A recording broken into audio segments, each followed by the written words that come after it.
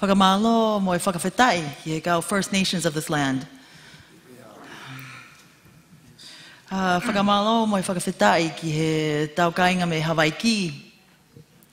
Ke taukainga me, ke tau whaeku I koe moana. We thank the people from the Pacific and we thank the people from our ocean. And whakamalo mo he kainga me he tokelau, taukainga me he hihifo, taukainga me he hahake, me taukainga me he tonga.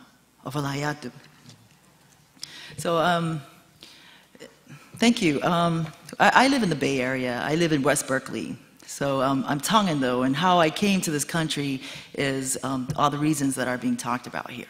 That's my forced migration to this country. So at this conference, this may seem like it's not fitting what I'm talking about, and I do feel that way. I feel like I'm silenced, not by anybody, but I feel like there are bigger, you know, because it's global, it's bigger than me.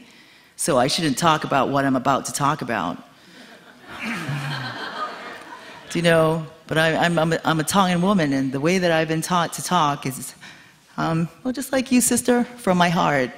But also, and where is my heart? My heart is where my work is.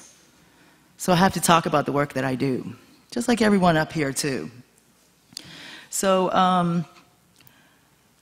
one thing, too, that this sister brought up is that I have to speak about, too, that, you know, when we're talking, when we're doing activism, whether it's local activism in the Bay Area or whether we're talking about global activism, fighting against free trade agreements, fighting against corporations and the governments that are embedded with them, we tend to forget talking about healing. So that's also the basis of the story that I hope is compelling enough for you to hear, healing. So what happened that we came here to America, so to talk about my story, to talk about myself, and to talk to you about how I became part of the people that I'm talking about, and how they are me. So my story that I carry, it's not my own story. It's a story that belongs to the people who migrated here with me, and also to my Pacific Islander sisters and brothers who are here on the table and who are here, who have come from the Pacific to share their stories, and from Asia. So I came here in the 80s. You know, that's the height of neoliberalism in the Pacific, and we came as Mormons because my mother was a single parent, and she needed a job to pay the bills. So she was fortunate enough to get a job at Liahona, which is the Mormon high school and the best paying school in Tonga. So she worked really hard to get us to the States. And she was able to receive a scholarship to Brigham Young University in Hawaii. And we came to live in Hawaii. And then she was able to get another scholarship for us to go to Provo, Utah. And that's where I grew up that's where I grew up, in Provo, Utah. So when we were coming to the States, there were a lot of things that happened in the 90s when we moved to Utah. You know, when we got out that airplane, my sister Fui Fui spoke yesterday, and I think a lot of you folks heard what her stories were, and they're my story too that she carries. And so when we got off the airplane, I do remember really well saying, and Fui and I talk about this now that we're older, you know, the mountains were beautiful, they're snow-covered mountains, but there was something about the place coming to the belly of the beast, coming to the U.S. We knew that night when we were in Orem, Utah, in that small house of relatives, we thought to ourselves, this is a whole new game that we're going to play, and our life depends on it. And so what has happened is that we both, my stories, my sisters, we walked together, as she has told you yesterday. So my sister did go, you know, follow in the footsteps of my parents, went to Brigham Young University in Provo, Utah. And in 1991, is that correct, everybody, or is it 1990? I think we were 18 and 19 years old. There was a war that was brewing. That was the first Gulf War. And that was the first time, although we had been activists in our own ways, in our own personal ways, in our own neighborhoods, growing up in TVA in Laie, Hawaii, but it was the first time that we said to ourselves, we've got to, this is the big step. We're going to join the movement. And so that's what changed our lives. that year. We became actually leaders in the students against the war in Brigham Young University. So for people who are from here, could imagine what that means. You know, two Tongan girls leading the Brigham Young University to stop the war movement. You know, that's how we got to meet the socialists, the communists. You know, all these people that we heard were really bad folks. And we decided to ourselves, that's how we, you know, met our great brothers and sisters from Food Not Bombs. You know, all the marijuana campaigns. You know, environmental justice, the Shoshone, you know, Indian fights in Nevada. All these movements that it opened up our eyes. And that's also how I came to see about the prison industrial complex in the United States. And there was something in it that I said in my heart, that's the movement I want to join. I didn't know how to do it though, you know. There was a lot of violence in our home because of being immigrants and the racism that was happening in Utah. Utah at the time, particularly in the 80s, it was a predominantly white and Mormon place, and that was very hostile towards us with the ideas we had for social change. Anyways, let's move the story along. So I think it's within these different prisons that I always felt that my heart was always with prison work. So although I do other things, I'm a mental health advocate for Pacific Islanders in Alameda County. So I'm talking to you folks who live here in the East Bay, in the Bay Area. And I'm talking to our brothers and sisters from the Pacific so they could know this story, you know.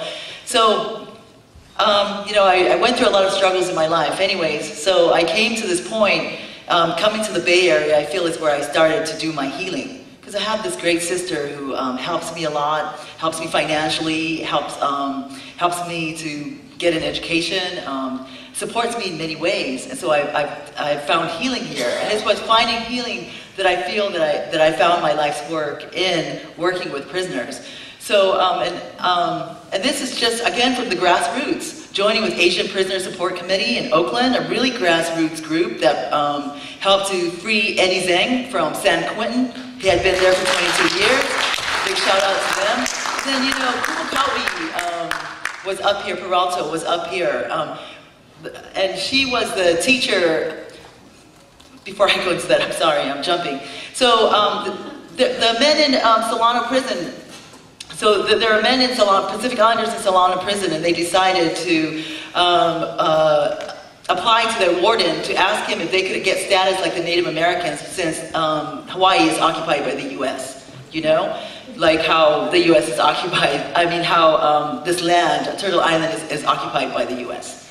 So they did, and they were, you know, they did a great job in doing that. That took about 2 to 3 years for them to do. And then we have a group, like Kaui was talking about, just with her group in Stanford teaching the Hawaiian language. So we do have the prisoners, the Pacific Islander prisoners in Solano, they petitioned, and they petitioned for an advisor to come in and talk about what they want, what they chose to talk about. So that's me, I'm a facilitator, and I facilitate with a Mormon Tongan woman and an Indian Japanese woman from APSC.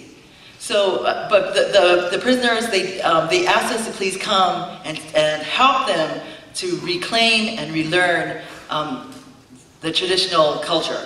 And that's relearn chants, the histories, songs, and the native language. And so actually that's where, the story is my story because it's only, I never imagined myself learning all the things that I'm learning there, although I'm on the outside. So it's from going into prison that I've learned a lot of Pacific Islander chants and songs and native language, including my own Tongan. You know, I never imagined that I could learn so many Tongan beautiful songs. So I work with men who have been in prison since they were 15 years old, and then now a lot of them some of them are 17, some of them are 28. And then Nano, he's been in prison for 39 years. There's Vaitafe, who has been in prison for 30.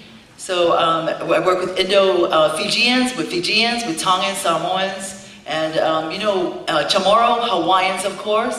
And when you go into prison, what you do is that you ally with people. So we have West Indians in our group, we have a lot of Asians in our group, and Latinos, and of course African Americans. I'm just compelled to tell that story today as I sit in this panel about globalization. So when we talk about the backpack that we carry and the monitoring authority when we take it to our communities, so what happens to, I just like to complicate that idea, So what happens when people are incarcerated? What happens to people in the diaspora? How do we go back home is our big question that we always ask as in our group. How do we go back home? And then how do we tauhiarba, te lewa? How do we keep and care for our relationships, like we've been talking about? How do we care about the land? How do we care about each other? So that's just what I bring up. Just shortly before I end. So in the prisons, with the men, we also work with women prisons, but some of the prisons that we worked with shut down. So with the men too, I talked to them about the Pacific Islander practices and roles, respected roles of takatapui, gay and lesbian, queer roles, two-spirit. And so I sit there with a lot of the men and I talk about that. And a lot of them, because a lot of us have been Christianized, and what that means to the Christian church, there's a lot of resistance. But these are things that are important to talk about, because it's to talk and tell them, a lot of us have come into the physical prison because there was always a right and a wrong. So how is it that we can learn, how can we heal that? That break, that dichotomous break of how we think, and get back to our roots. Get back to our roots. Like the great Japanese poet Janice Mercatani, Bay Area poet, says, that's when we're up against the wall, the only thing we can do is to grab our roots. That's when we reach down deep to grab our roots. That's what's going to save us. And that's what I find with these prisoners, and that's what they have taught me. So as we talk about the TPP, which we need to, which is important, but when we talk about these things, yes, it's very important for me to tell you, brothers and sisters, with the work that and all these people do grassroots work, with the work that we do with our people, we have to grab our roots. We have to grab our roots, and that's something that must be in the discussion. And that could happen in multiple ways. And then I'm just sharing a little story of how that happens in my own life. So, malawa pito, opalahayat.